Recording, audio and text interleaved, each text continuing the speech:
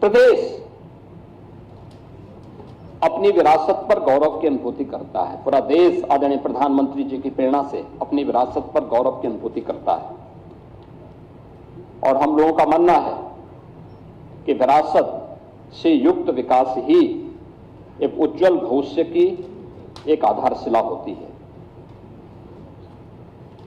लेकिन अपने राजनीतिक स्वार्थों के लिए अगर कोई उन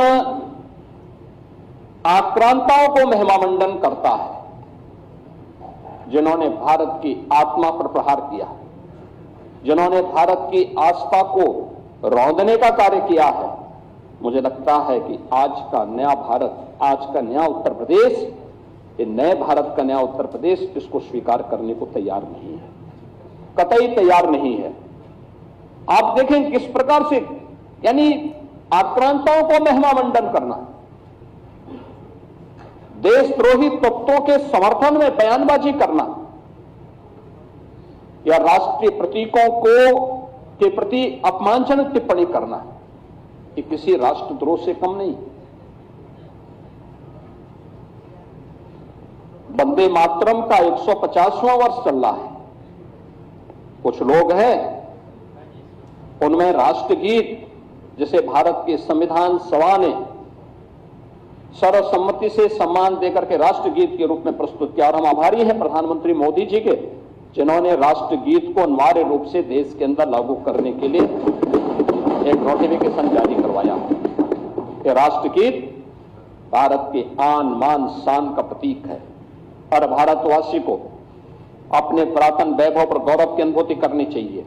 और इन सभी प्रतीकों के साथ साथ राष्ट्र नायकों का सम्मान हम सब भारतीयों का दायित्व बनता है।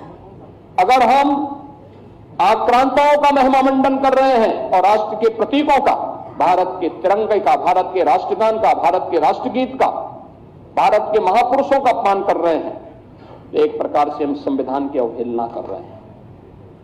मैं पूछना चाहता हूं समाजवादी पार्टी और कांग्रेस से, एक तरफ संविधान के नाम पर जनता की आंखों में धूल झोंकने का कार्य कर रहे हैं और दूसरी तरफ वंदे मातरम जैसे राष्ट्रगीत का इनके द्वारा विरोध करवाया जा रहा है। इनके सदस्य धड़ल्ले से बोल रहे हैं कि हम वंदे मातरम के लिए खड़े नहीं होंगे, हम नहीं गाएंगे। क्या मतलब है इसका? यानी हिंदुस्तान में रहोगे और भारत के राष्ट्रगान और राष्ट्रगीत को गाने में आपको दिक्कत होती है, ये चीजें नहीं चल सकती हैं। ये भारत के संविधान निर्माताओं का अपमान है, ये बाबा साहब भीमराव अंबेडकर का अपमान है, क्योंकि उसी संविधान सभा ने, याद रखना, 24 जनवरी 1950 को वंदे मातरम को भारत के राष्ट्रगीत के रूप में मान्यता दी थी। और हर भारतीय का दायित्व बनता है हम भारत के इन प्रतीकों को पूरी तरह सम्मान दें।